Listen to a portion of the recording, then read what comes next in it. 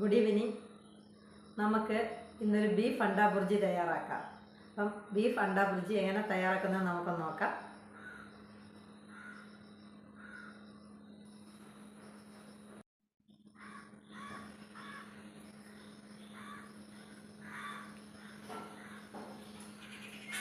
നമ്മളെ ബീഫ് അണ്ടാ ബുർജിക്ക് ഏകദേശം 1/2 കിലോ ബീഫോളം എടുത്ത് വെച്ചിട്ടുണ്ട്. അതിലേക്ക് നമ്മൾ 1 സ്പൂണ് ഉപ്പ് ചേർക്കാൻ പോവാണ്.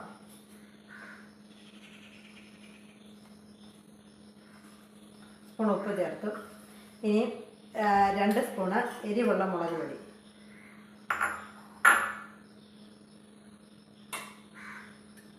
2 സ്പൂണ് കാശ്മീരി മുളക് പൊടി,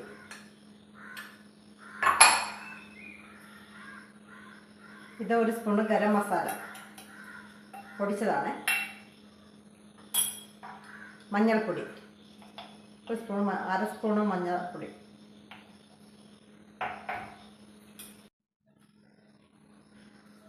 അപ്പം ഗരം മസാലയും കാശ്മീരി മുളക് പൊടിയും എരിവുള്ള മുളക് പൊടിയും മഞ്ഞൾപ്പൊടിയും കൂടെ ഇട്ടിട്ടുണ്ട്. ഇനി ഇതിലേക്ക് ഈ കുരുമുളകും ഒരു കഷ്ണം ഇഞ്ചിയും ഈ വെളുത്തുള്ളിയും ഈ ഒരു പച്ചമുളകും കൂടെ ചതച്ച് നന്നായിട്ട് അരച്ച് ഈ ബീഫിൽ ചേർക്കണം. അരച്ചുകൊണ്ട് വന്ന് ഇഞ്ചി ഒരു പച്ചമുളകേ ഉള്ളായിരുന്നു, വെളുത്തുള്ളിയും കുരുമുളകും കൂടെ അരച്ച് ഇതിൽ നന്നായിട്ട് ചേർത്തിട്ടുണ്ട്.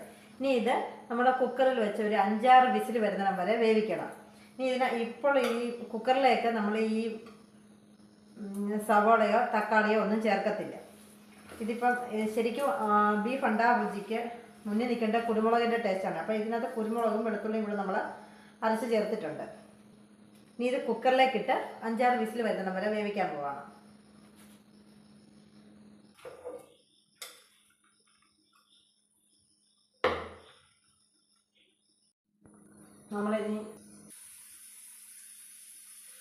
നമ്മൾ ബീഫ് വേകുമ്പോഴത്തേക്ക് ഈ അണ്ടാ ബുർജി നമ്മൾ ഈ മുട്ടയെല്ലാം പൊട്ടിച്ച് ചേർക്കാൻ പോകണം. 1 തുള്ളി മുളക് പൊടി ഇട്ടിട്ടുണ്ട്, അതിലേക്ക് ഈ മുട്ട പൊട്ടിച്ച് ചേർക്കാൻ പോകണേ.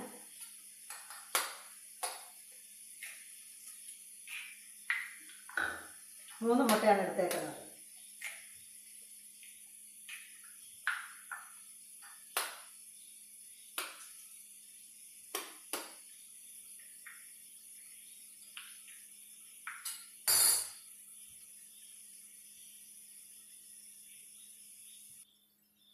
മൂന്ന് മുട്ട ഞാൻ 1 നുള്ളി ഉപ്പൂടെ ചേർത്ത്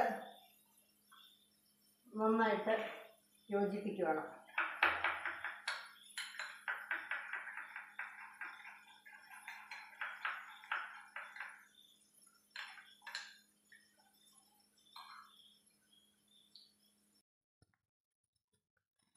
ബീഫ് അണ്ടാ ബുർജി തയ്യാറാക്കാൻ പോവുകയാണ്. നമ്മൾ പാനിലേക്ക് കുറച്ച് വെളിച്ചെണ്ണ ഒഴിച്ചിട്ടുണ്ട്, കുറച്ച് കടുക് ഇട്ടു.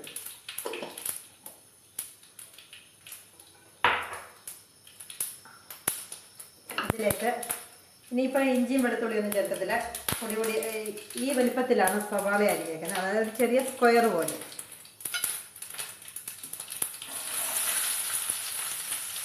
ഒരു പച്ചമുളക് കൊണ്ട് കറിവേപ്പിലയുണ്ട്.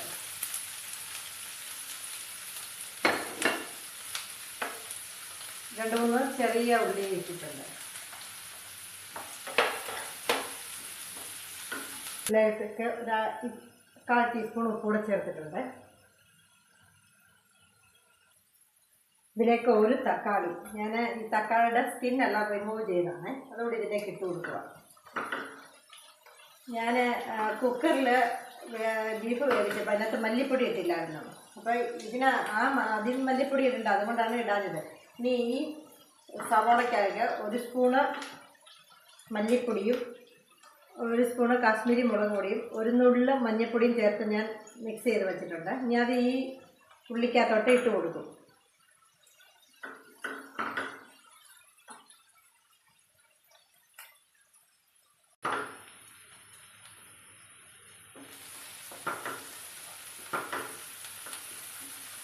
ഇതുപോലെ വഴണ്ട് വന്നിട്ടുണ്ട്. ഇനി ഇതിനകത്തേക്ക് നമ്മൾ വേവിച്ച് വെച്ചേക്കുന്ന ബീഫ് ചേർക്കാൻ പോവുകയാണ്.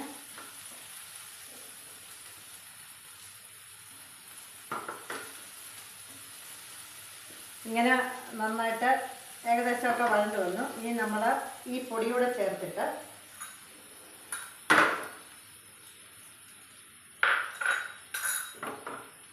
നന്നായിട്ടൊന്നുകൂടെ ഒന്ന് വഴറ്റിയെടുക്കും. എന്നിട്ട് ഇതിനകത്തേക്ക് നമ്മൾ വേവിച്ച് വെച്ചിരിക്കുന്ന ബീഫ് ചേർക്കും.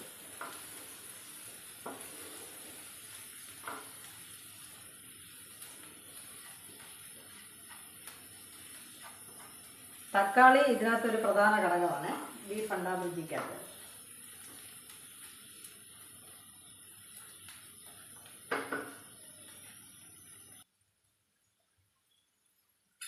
ഈ ബീഫ് ചേർക്കാൻ പോകണേ.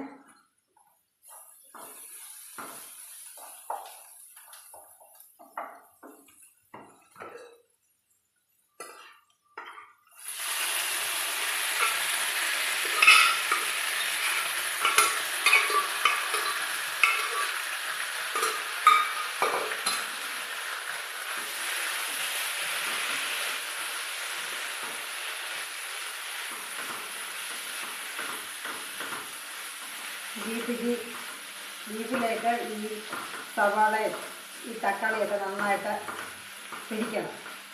പിടിച്ച് കഴിഞ്ഞിട്ടാണ് നമ്മൾ ഉടച്ച് വെച്ചിരിക്കുന്ന മുട്ടയോടെ ചേർക്കാൻ പോകുന്നത്.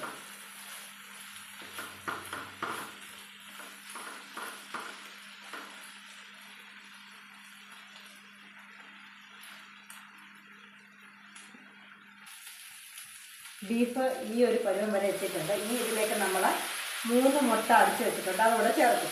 ആ മുട്ടയ്ക്കകത്ത് ഒന്നുള്ളിൽ മുളക് പൊടി ഇട്ടിട്ടുണ്ട്, ഇച്ചിരി ഉപ്പ് വെച്ചിട്ടുണ്ട്. മുട്ടയ്ക്കകത്തുള്ളത് മാത്രം, കാരണം ഇതിന് നല്ല എരിവുണ്ട്.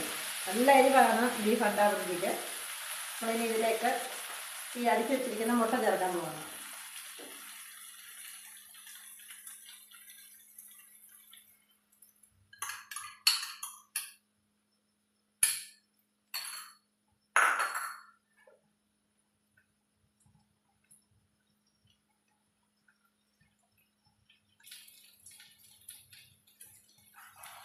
മുട്ട ഏകദേശമൊക്കെ ഇങ്ങനെ ആയി വരുന്നു.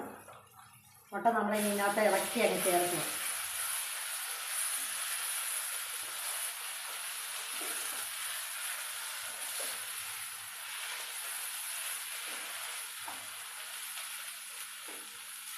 നമ്മളെ എഗ്ഗ് അണ്ടാ ബുർജിയൊക്കെ ഉണ്ടാക്കത്തില്ലേ, അതുപോലെ തന്നെയാണ് ഇതിനകത്ത് ബീഫ് കൂടെ ആഡ് ചെയ്യുന്നതേ ഉള്ളൂ.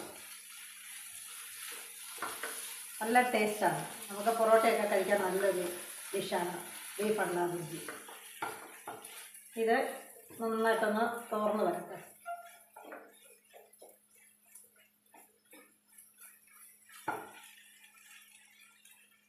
മുട്ടയൊക്കെ തന്നെ നന്നായിട്ട് ബീഫെ പിടിക്കട്ടെ.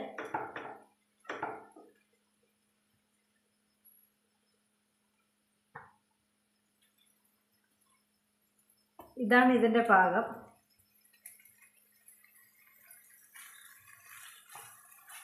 കണ്ട, മുട്ടയും ബീഫും എല്ലാം കൂടെ. ഇതാണ് ഇതിൻ്റെ പാകമായിട്ട് വരുന്നത്.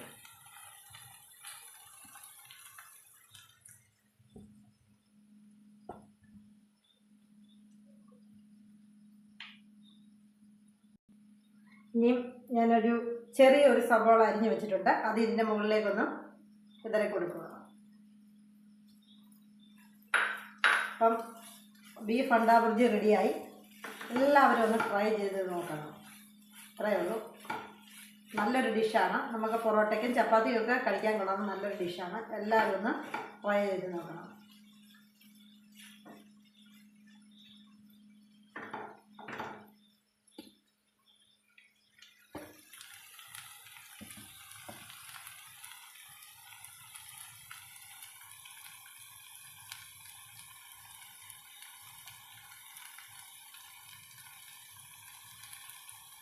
സ്വാദിഷ്ടമായ ബീഫ് അണ്ടാ ബുർജി റെഡിയായി കഴിഞ്ഞു.